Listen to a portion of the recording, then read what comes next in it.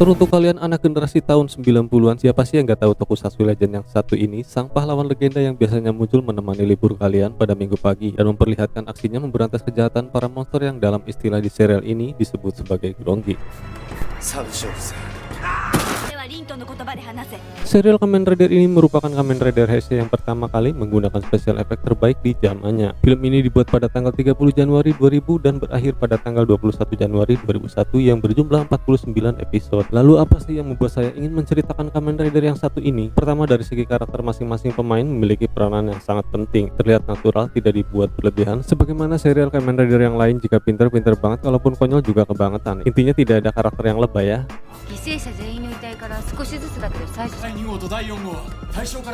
Selanjutnya, dari segi alur ceritanya pun sangat dewasa, tidak kekanak-kanakan, apalagi dari cara Grongi membunuh manusia yang mereka sebut Linto berdasarkan kemampuan unik yang mereka miliki masing-masing selalu dihadirkan dengan porsi yang sangat pas. Kemunculan mereka selalu diiringi dengan background horor serta warna kontras yang menandakan ciri khas mereka banget, yaitu seperti ini. Film ini diproduksi oleh Shigenori Takatera. Dulunya ia adalah mantan asisten produser Black RX atau yang bisa kita kenal sebagai Satria Baja Hitam RX. Jadi daripada kebanyakan omong, mending langsung saja kita kasih emen yang lagi makan buah naga. Ini dia Kamen Rider Kuga.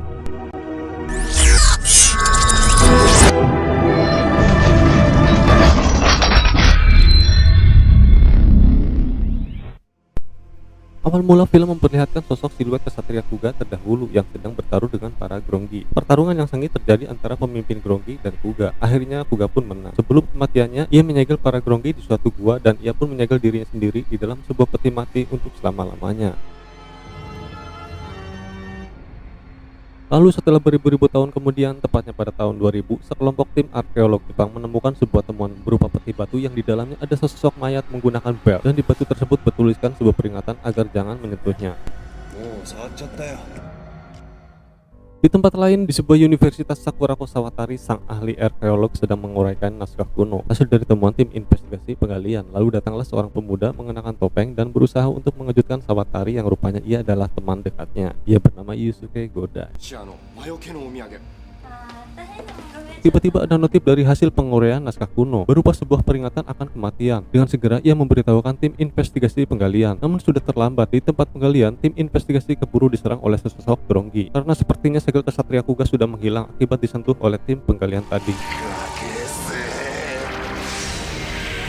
Keesokannya terlihat beberapa polisi di lokasi situs penggalian sedang melakukan olah TKP dan terlihat Godai sudah berada di lokasi itu. Kemudian ia menemui salah seorang polisi detektif bernama Kaoru Ichijo. Ia menyampaikan sebuah pesan yang Sawatari ketahui tentang peringatan kematian hasil dari penguraian tulisan kuno. Lantas Ichijo pun menanyakan perihal profesi Godai. Dengan lugunya ia memberikan sebuah kartu nama beserta informasi bertuliskan pria pengejar mimpi yang memiliki 1999 keahlian. Mengetahui Godai bukanlah orang penting, ia berusaha menghentikannya saat Godai akan memasuki ke dalam gua. Kemudian ada salah seorang tim SAR membawa sebuah bel. Ketika Godai melihat bel tersebut, ia serasa diperlihatkan sosok kesatria di masa lalu.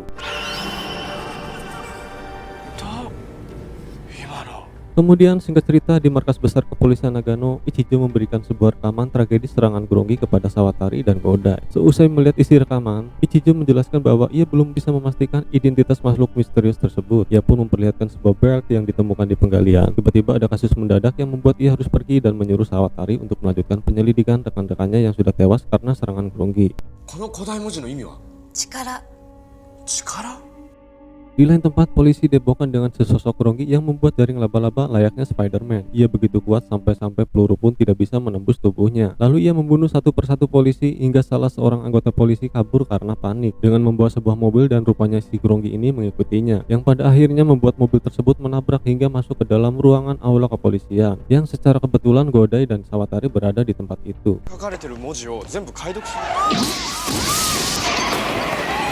Seisi ruangan pun dikejutkan dengan kemunculan makhluk tersebut. Ketika Grongi ini melihat sabuk milik Kuga, sabuk itu mengeluarkan cahaya dan lagi-lagi si Godai diperlihatkan bayangan kesatria Kuga sebelumnya.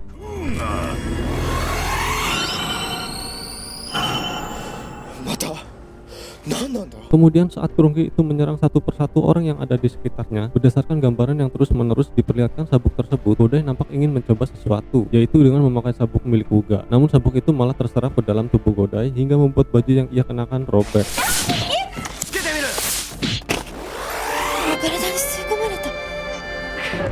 Awalnya Godai diajar habis-habisan, akan tetapi saat melayangkan pukulan demi pukulan, ia pun mulai berubah dan disinilah awal mula kehidupan sang pahlawan dan legenda baru dimulai.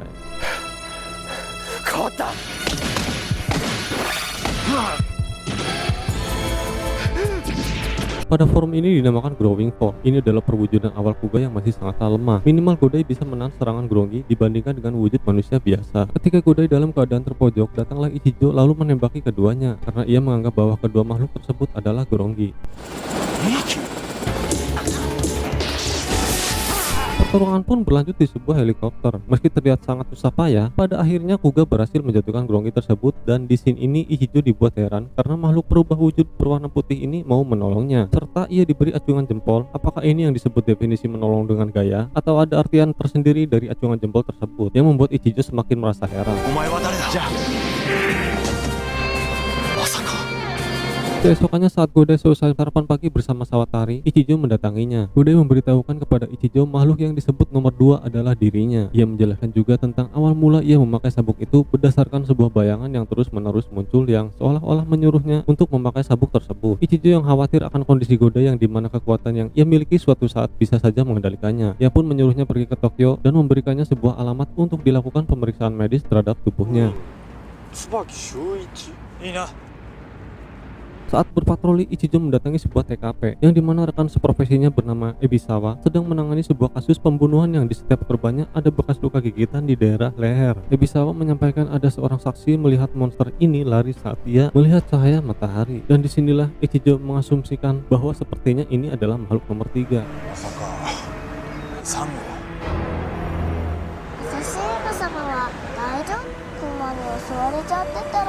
Seperti yang saya ceritakan tadi di awal, sosok Grongi pertama yang terbebas dari segel Kuga membangkitkan kembali para kawanannya yang terkubur. Hal ini yang menyebabkan bermunculannya sosok Grongi mulai dari yang terlemah hingga yang terkuat, yang akan kita bahas nanti tentunya. Kembali ke cerita, di mana Godai memasuki sebuah gereja di sekitar TKP. Ia melihat seseorang berwajah pucat tampak sedang mengintip, yang ia kira adalah pendeta gereja tersebut yang bernama Bapak Jose.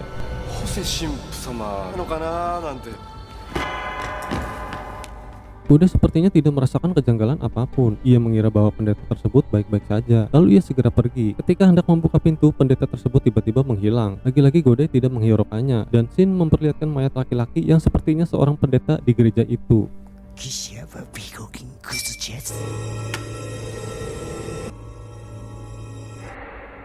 Malamnya saat Ichijo berpatroli, ia mendapat laporan munculnya makhluk tak dikenal dan terlihat Godai mengikuti Ichijo. Rupanya benar saja makhluk tersebut muncul, menyerang beberapa polisi, bahkan menewaskan salah satu di antaranya dan meninggalkan bekas luka gigitan di leher. Berbeda dari Grongi sebelumnya, ia memiliki sayap dan mirip seekor kelelawar.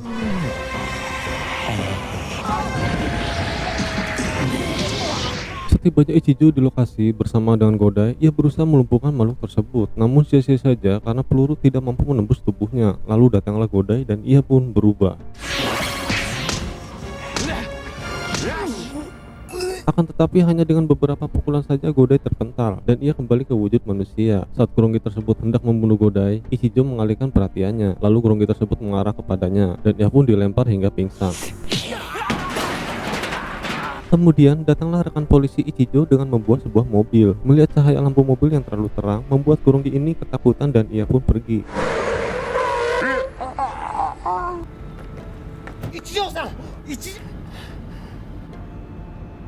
Singkat cerita, seusai Ichijo pulih, ia menegaskan kepada Godai bahwa yang berhak melindungi masyarakat adalah pihak kepolisian, dan sepertinya Ichijo tidak suka jika Godai ikut campur. Godai pun terdiam, dan sekilas ada sebuah bayangan memperlihatkan sosok kesatria merah. Saat Godai mendatangi Sawatari untuk mengantarnya melayat, ia memberitahukan bahwa seharusnya ia berubah jadi merah. Namun karena perasaannya yang kurang kuat, ia tidak bisa melakukannya. Mungkin maksud dari perasaan di sini adalah rasa amarah, karena sejatinya Godai sosok pemuda yang konyol yang selalu ingin tersenyum kepada orang-orang di sekitarnya. Scene diganti di mana Sawatari sedang melayat di kediaman Profesor Natsume, pimpinan tim investigasi penggalian sekaligus rekan kerja Sawatari yang tewas akibat dibunuh Grongi. Terlihat anak dari Profesor Natsume menangis karena kehilangan sosok sang ayah. Godai yang secara kebetulan berada di luar, ia melihat sebuah tangisan kehilangan dan sepertinya membuat ia semakin kesal karena ulah Grongi. Di tempat lain, Ichijo menanyakan kepada seseorang yang mengetahui di mana lokasi monster kampret itu berada. Rupanya ia berada di gereja San Marco yang pernah didatangi Godai pada saat itu. Ia pun segera menuju ke sana. Sesampainya Ichijo di gereja, ternyata benar saja sosok Bapak Jose yang ditemui Godai saat itu adalah Grongi. Menyadari ada seseorang memasuki gereja, ia pun langsung berubah ke wujud aslinya.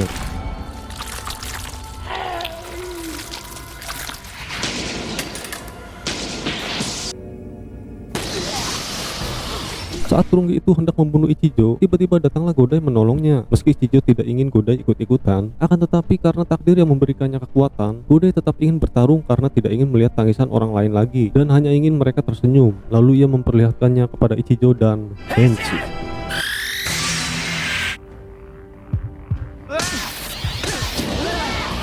Pada pertarungan kali ini, Godai berubah menjadi kesatria merah. Kekuatan pada form ini rupanya cukup kuat, sampai ia bisa memukul balik serangan lawan. Tidak seperti pada form sebelumnya berwarna putih atau growing form yang masih sangatlah lemah. Di form ini, Godai baru mengetahui bahwa perubahan wujudnya adalah sosok kesatria yang bernama Kuga. Hal ini diketahui pada saat Grongi tersebut menyebut namanya. Dengan kemampuan terbang yang dimiliki si Grongi kampret ini, ia membawa Kuga lalu menjatuhkannya di sebuah gudang. Di sela-sela pertarungan, rupanya datanglah si Grongi laba-laba dan ketiganya bertarung hingga pagi hari. Karena kelemahan dari si kampret ini takut akan cahaya matahari, ia pun meninggalkan pertarungan dan Kuga melanjutkan pertarungannya dengan si laba-laba di sebuah gedung. Dengan jaring yang dimilikinya, ia mengikat Kuga. Ketika hendak menusukkan cakarnya, Kuga pun berontak. Kemudian ia membalikkan keadaan. Hanya dengan satu kali tendangan, tiba-tiba tubuh si Grongi laba-laba meledak dan pertarungan pun berakhir.